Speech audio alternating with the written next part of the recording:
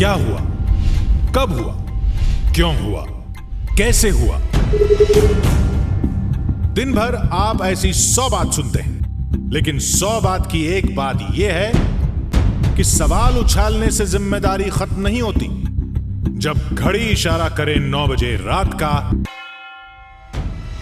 वक्त 100 बात की एक बात का। किशोर अजवाणी के साथ IBN 7 पर।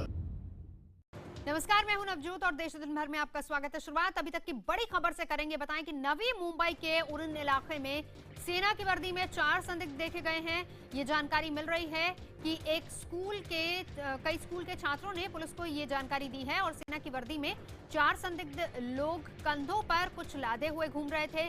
छात्रों से मिली सूचना के बाद नवी मुंबई पुलिस और ATS ने सर्च ऑपरेशन शुरू कर दिया है। समुद्र तटीय इलाकों में नाकाबंदी कर दी गई है।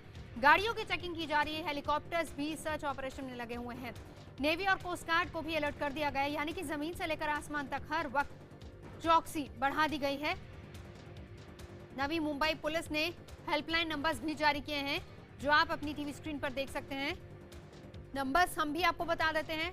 022-22852885 ये पहला नंबर है।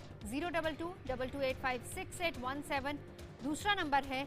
इसके अलावा एक और नंबर जारी किया गया है, 022-22851093। कहीं भी कोई भी संदिग्ध नजर आए, तमाम इन टेलीफोन नंबर्स पर आप सूचित कर सकते हैं। किसी भी संदिग्ध की जानकारी पुलिस को दी जा सकती है।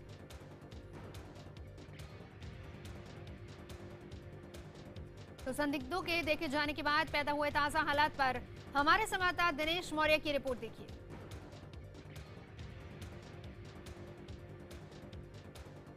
रायगढ़ जिले के उरण इलाके में 4 संदिग्धों को देखे जाने के बाद महाराष्ट्र के कोस्टल इलाके में हाई अलर्ट जारी कर दिया गया है।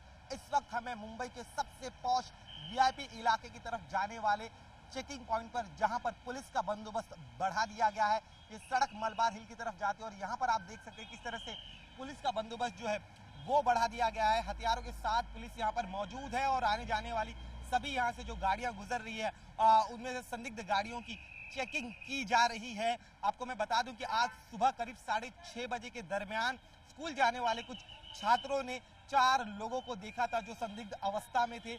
वो आर्मी के कपड़े पहने हुए थे, साथ ही में उनके कंधे पर कुछ सामानों से भरा हुआ एक बैग लदा था। और इस जानकारी के मिलने के बाद ही पुलिस जो है तमाम तरह के एहतियात बरत रही है। पूरे उरण इलाके के साथ साथ अन्य जो कोस्टल इलाके हैं वहां पर कॉम्बिंग ऑपरेशन भी किया जा रहा है। हर संदिग्ध गतिविधि पर पुलिस नजर रखे हुए हैं। आपको बता दें कि इसके पहले 2008 में कसाब और उसके साथ ही इसी तरह समंदर के रास्ते मुंबई के कोस्टल इलाके में उतरे थे। तब उन्होंने भी इसी तरह से कपड़े पहने हुए थे, उनके कंधे पर भी बैग थी, लेकिन तब किसी ने उन्हें देखने के बाद गंभीरता से नहीं लिया था। लेकिन इस बार इस तरह की चूक पुलिस करना नहीं चाहती और यही वजह की जो कोस्टल इलाके वहां पर इस तरह से सुरक्षा जो है वो बढ़ा दी गई है। सड़क के अलावा अलग अलग इलाकों में भी कॉम्बिंग ऑपरेशन किया जा रहा है। ATS की टीम, क्राइम ब्रांच की टीम भी हर संदिग्ध गतिविधियों पर नजर रखे हुए है। कुल मिलाकर बड़े पैमाने पर सुरक्षा जो है वो बढ़ा दी गई है। बड़ी संख्या में शहर के अलग अलग इलाकों में इसी तरह से नाकाबंदी कर हर संदिग्ध गाड़ी की और साथ ही में व्यक्ति की चेकिंग की जा रही है। कैमरामैन सुमंगल के साथ दिनेश मौर्य, मुंबई, IBN 7।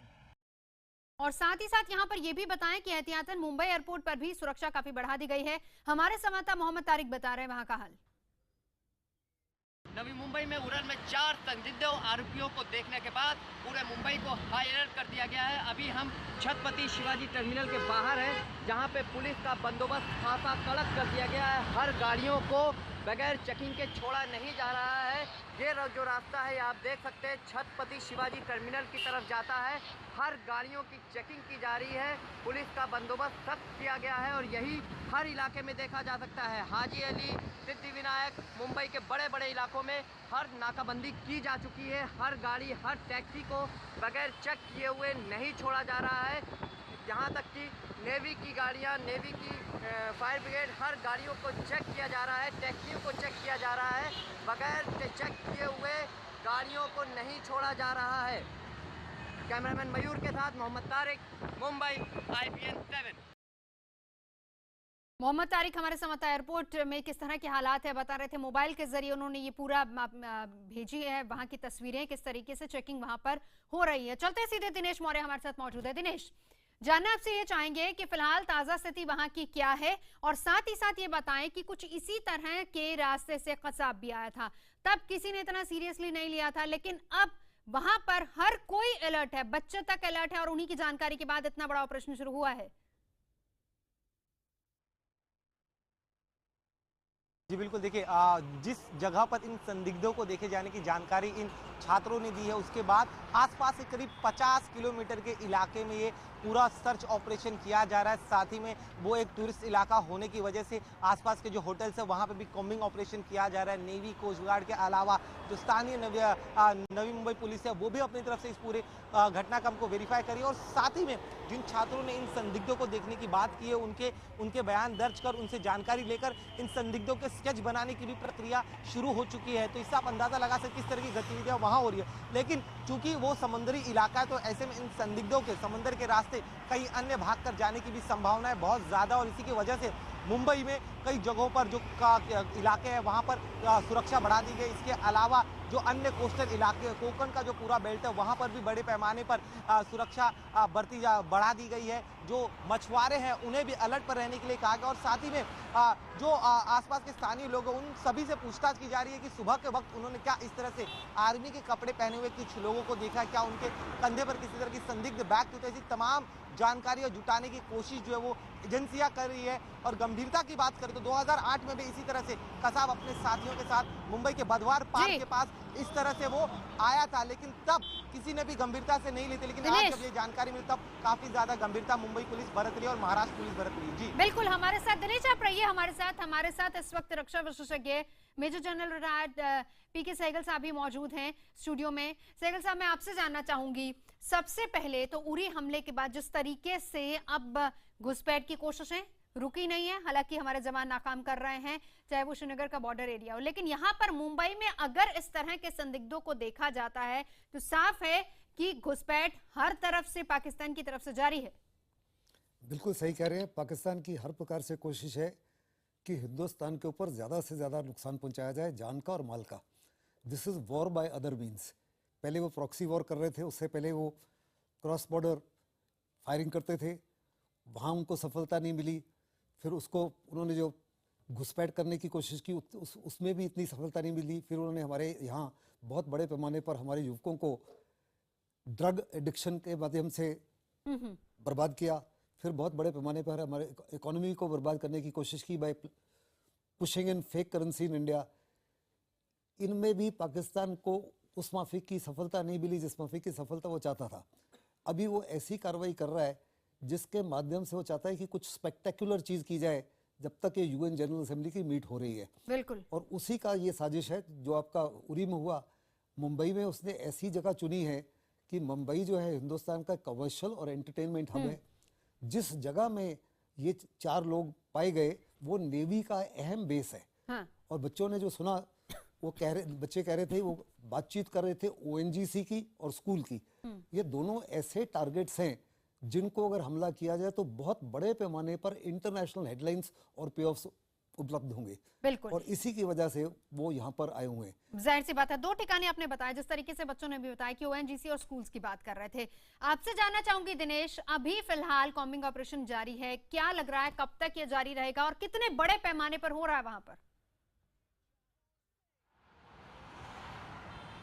देखिए, अब तक का सबसे बड़ा सर्च ऑपरेशन हम कह सकते हैं। इसके पहले भी कई बार इनपुट्स आए थे लेकिन उतनी गंभीरता नहीं दिखाई गई थी। लेकिन आज अगर बात करें तो बड़े पैमाने पूरा आसपास के करीब 50 किलोमीटर का इलाके पे चप्पे चप्पे पर पुलिस जाके हर घर में ढूंढने की कोशिश करी। साथ ही में जो होटल्स है वहाँ पर भी जा रही, वहाँ पर कॉम्बिंग ऑपरेशन चल रहा है। कब तक ये खत्म होगा ये फिलहाल कहना काफ़ी ज़्यादा मुश्किल है, क्योंकि सुबह के वक्त देखा गया था और शाम हो चली है लेकिन अब तक कोई जानकारी नहीं मिल पाई है। रात के बाद शायद इसमें ये सर्च ऑपरेशन थोड़ा कम होगा, लेकिन सुबह कल फिर एक बार नए सिरे से इस कोम्बिंग ऑपरेशन को शुरू किया जाएगा। लेकिन न सिर्फ उस इलाके की मैं बात करूं कि वहां पे समंदर से सटा हुआ इलाका है, बाहर अन्य इलाकों में भागने के चांसेस बहुत ज़्यादा है। तो उरण के उस एक इलाके को छोड़ दो तो आसपास का जो कोंकण का जो समुद्र किनारा है, मुंबई के जो बेल्ट है जहाँ पे बड़ी आसानी से लैंड किया जा सकता है, उन सभी बेल्ट के भी आसपास के जो इलाके हैं वहाँ पे सर्च किया जा रहा है। तो काफ़ी लंबा वक्त लग सकता है इस पूरे ऑपरेशन को पूरा होने में। जी आप रहिए दिनेश।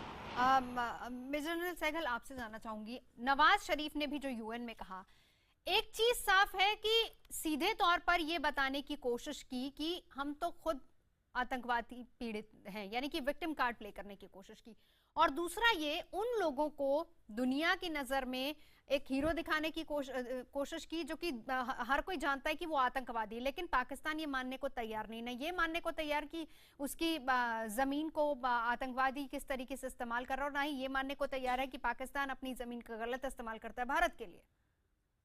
नवाज शरीफ ने रोती हुई आवाज में दुनिया के सामने जनरल असेंबली में वो चीज पढ़ी जो उसके मिलिट्री ने लिख के दी।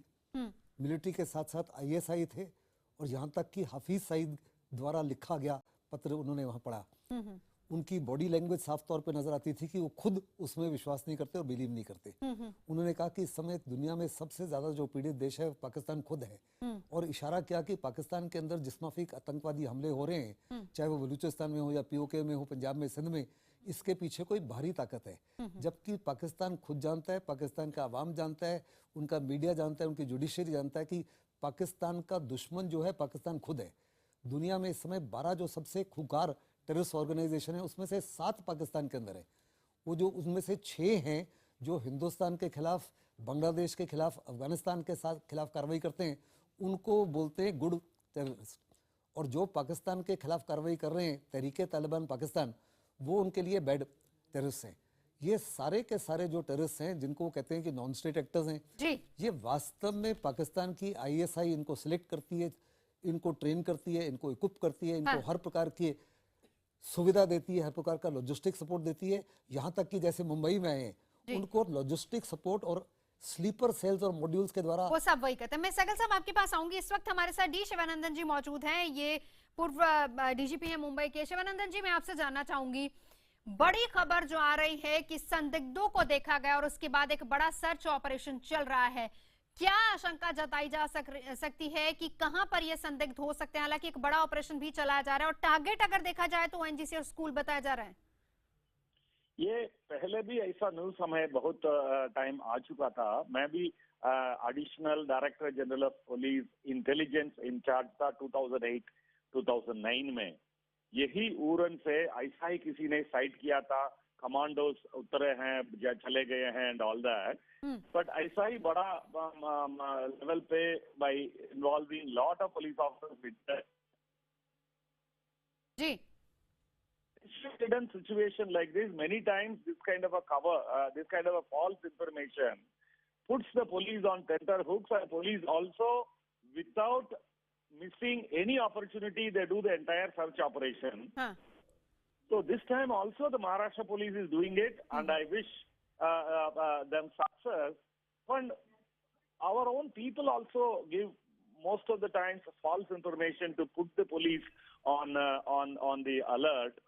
And they enjoy by giving such kind of false information. जी जी, शुक्रिया हमसे बात करने के लिए। तो आपको दिखाते हैं 2 तस्वीरें किस तरीके से मुंबई में हाई अलर्ट जारी कर दिया गया है। संदिग्धों को के दिखने के बाद जैसे ही पुलिस को इसकी जानकारी दी गई, हर जगह पर अलर्ट जारी कर दिया गया है। हेलीकॉप्टर से, नेवी के हेलीकॉप्टर सर्च ऑपरेशन कर रहे हैं। हाई अलर्ट जारी कर दिया गया मुंबई में। एयरपोर्ट पर सुरक्षा बढ़ा दी गई है। दिनेश मौर्य हमारे साथ इस वक्त मौजूद है। दिनेश, आपसे जानना चाहेंगे कि जो खबर आई उसमें जो जिस तरीके से उन छात्रों ने बताया कि ओएनजीसी और स्कूल ये 2 टारगेट हो सकते हैं, क्या वहां पर कितनी सिक्योरिटी और ज्यादा बढ़ा दी गई है? देखिए, उस पूरे इलाके की सुरक्षा की अगर बात करें, जहां पे पहले कम हुआ करते, लेकिन उस फोर्स को बहुत ज़्यादा बढ़ा दिया गया है। साथ ही में आसपास का जो पूरा इलाका है जहां पे आमतौर पर सिक्योरिटी नहीं थी, वहां पे भी अतिरिक्त पुलिस बंदोबस्त तैनात किया गया है। लेकिन चूंकि अब वक्त ज़्यादा हो चुका है, तो इनके अगर ये सच में ये संदिग्ध आतंकी हैं तो उनके वहां से भागकर कहीं सी अन्य इलाके में जाने की संभावना है बहुत ज़्यादा। और यही वजह है कि समंदर के साथ साथ अब सड़क पर भी बड़े पैमाने पर नाकाबंदी की जा रही है, हर गाड़ियों की चेकिंग की जा रही है। जी दिनेश, नजर आप बनाए वहाँ पे रखिए। भी चेकिंग की जा रही है। बिल्कुल लौटेंगे आपके पास, नजर बनाए रखिए। शुक्रिया फिलहाल पूरी जानकारी।